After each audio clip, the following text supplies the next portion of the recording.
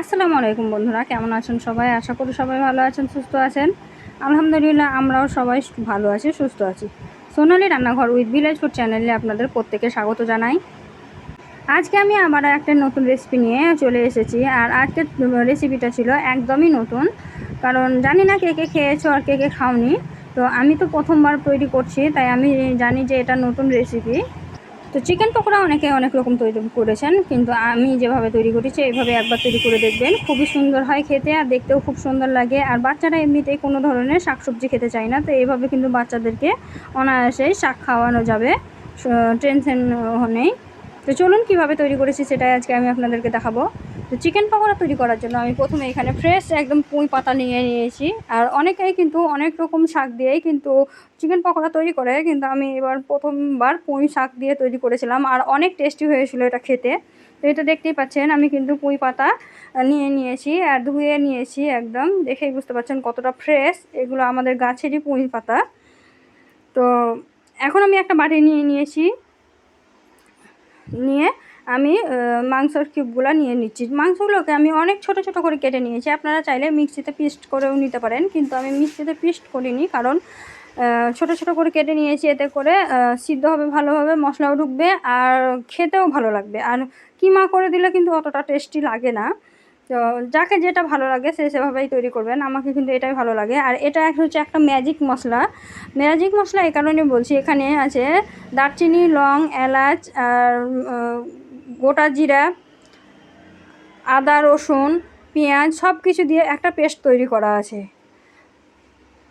তো এখন আমি দিয়ে দিলাম স্বাদ মতো লবণ, দিয়ে দিলাম জিরা ধনিয়ার পাউডার। আর এখন আমি এর মধ্যে দিয়ে দিচ্ছি শুকনো লঙ্কা গুঁড়ো, আর অল্প পরিমাণে হলুদ দেব, একদম সামান্য পরিমাণে হলুদ দিলাম। দিয়ে এখন একটা লেবু দিয়ে দিলাম। তো সোনালি রান্নাঘর মানেই কিন্তু সহজ রান্না ও সুস্বাদু রান্না। তাই সোনালি রান্নাঘরের যে রান্নাগুলো দেখেন, যদি ভালো লেগে থাকে অবশ্যই একটা লাইক, শেয়ার, কমেন্ট করে দেবে।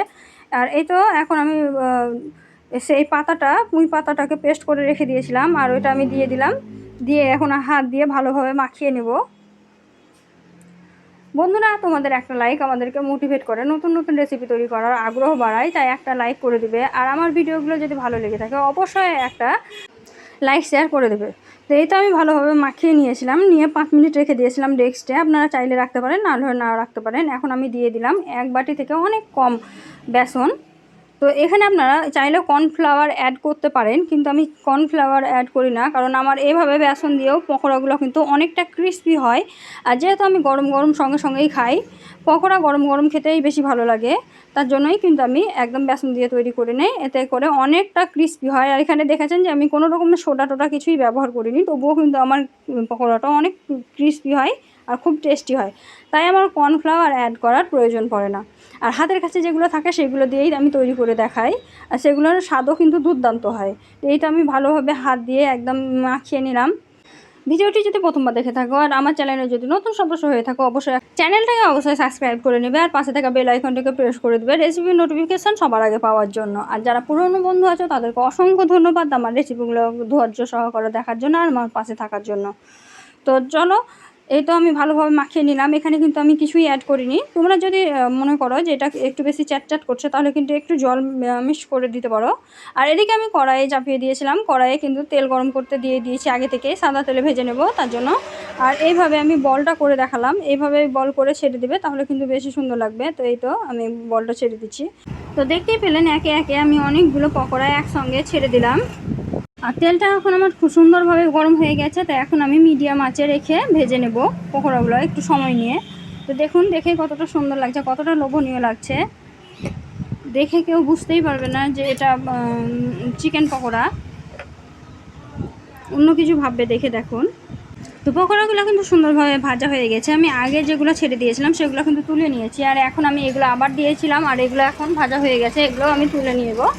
তুলে নিয়ে একটা প্লেটের মধ্যে রেখে দেখাচ্ছি আপনাদেরকে যে একটু মাংসতে কতগুলো পকোড়া হয়েছে। আর খেতেও কিন্তু খুব টেস্টি হয়েছিল। আমরা তো সবাই খেয়েছি, আমাদেরকে খুবই ভালো লেগেছে। তো আপনারাও একবার ঘরে তৈরি করে দেখবেন, আপনাদেরকেও নিশ্চয়ই খুবই ভালো লাগবে।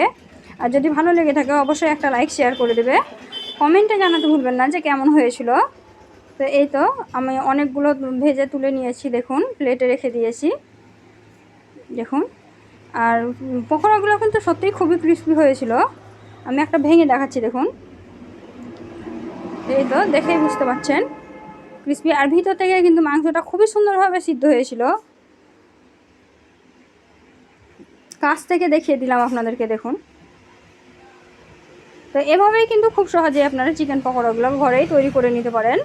ছোট থেকে বড় সবাই পছন্দ করবে, আর সকাল বা সন্ধ্যা যে কোনো টাইমে খেতে ইচ্ছা করলে কিন্তু ঘরে থাকা উপকরণেই তৈরি করা হয়ে যাবে।